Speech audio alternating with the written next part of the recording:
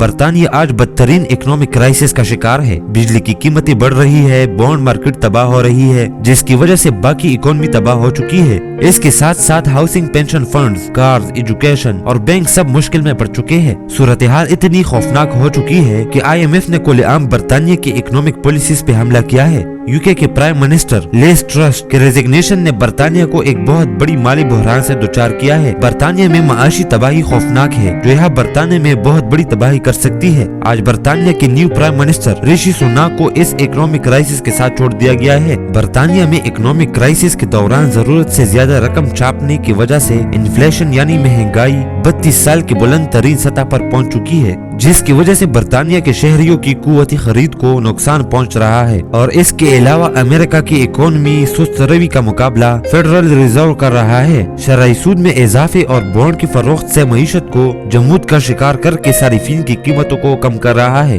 برطانیہ کی اکانومی اس کو بالکل بھی برداشت نہیں کر سکتی کیونکہ معیشت پہلے سے ہی بہت خوفناک حالت میں ہے۔ یونائٹڈ کنگڈم دنیا کے واحد ترقی یافتہ ملک ہے جو آج تک کورونا کے بعد مکمل طور پر بحال نہیں ہو سکا ہے۔ یہ معاشی بحران برطانیہ کے لیے بہت چیلنجنگ ہے کیونکہ بانڈز کو فروخت کرنے کے لیے مکمل معاشی خاتمے سے بچنے کا کوئی طریقہ نہیں ہے۔ ستمبر 23 کو برطانوی سابق وزیر اعظم لیز ٹرس نے منی بجٹ کے لیے ایک نئی پالیسی بنانے کا اعلان کیا تھا۔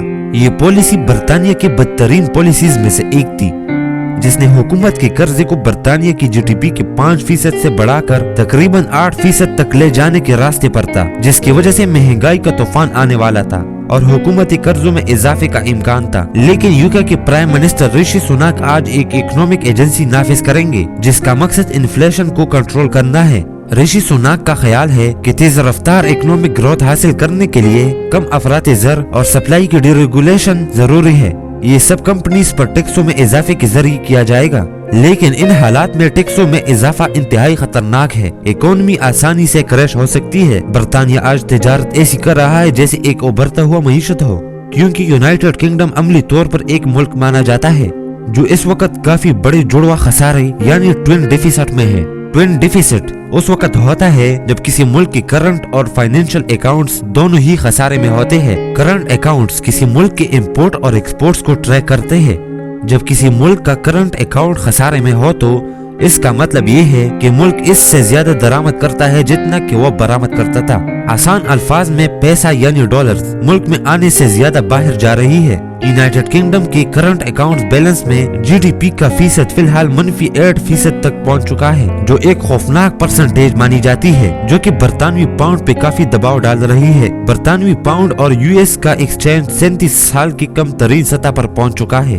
آج برطانیہ میں نہ صرف کرنٹ اکاؤنٹ خسارے میں ہے بلکہ فسکل اکاؤنٹ خسارے میں ہے۔ آپ حیران رہ جائیں گے کہ یہ صورتحال برطانیہ کے لیے کتنی خطرناک ہے۔ فسکل اکاؤنٹ حکومتی اخراجات کا پتہ لگاتا ہے۔ اگر فسکل اکاؤنٹ خسارے میں ہے تو اس کا مطلب یہ ہے کہ حکومت اپنے کمائی سے زیادہ خرچ کر رہی ہے۔ برطانیہ کا بجٹ خسارہ 2023 تک 8% تک رہنے کا امکان ہے، جس کا مطلب ہے کہ برطانیہ اپنی کمائی سے 8% زیادہ خرچ کر رہا ہے۔ کیا یہ سب نیو پرائم منسٹر کے ساتھ بدل سکتا ہے؟ اکانومی برباد ہونے کے بجائے رشی سوناک کیا کرتا ہے، اس پر توجہ دینی ہوگی۔ اگر رشی سوناک بجٹ خسارے کو کم کرتا ہے تو دوسری طرف اکانومی اور بھی گر جائے گی۔ سوال یہ بھی آتا ہے کہ یہ خسارہ آتا کہاں سے ہے اور برطانیہ کیسے مسلسل اپنی کمائی سے زیادہ خرچ کر رہا ہے۔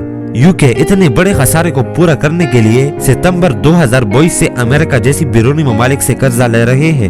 برطانیہ بنیادی طور پر ان ممالک سے رقم ادھار لے رہی ہے تاکہ اسے اپنی معیشت پر خرچ کیا جا سکے۔ برطانیہ کے ان حالات کے بارے میں فوراً انویسٹرز کو معلوم ہے، اس لیے وہ اپنے قرضوں پر زیادہ شرعی سود کا مطالبہ کر رہے ہیں۔ پچھلے 5 سالوں میں برطانوی پاؤنڈز کی قیمتیں 2020 میں ان کے بلند ترین سطح سے 40 گنا زیادہ گر گئی تھی، جو ایک چونکا دینے والی کمی ہے جو کہ ملک بھر میں قوت خرید کو ختم کر دیتی ہے۔ تصور کریں کہ آپ کے پینشن فنڈز کی قیمت 2 سالوں کے اندر 30 سے 50% تک گر گئی ہے تو آپ نے ضرور پیسے خرچ کرنا بند کرنا ہوگا، لیکن ان سب سے معیشت کو کافی نقصان پہنچ سکتا ہے۔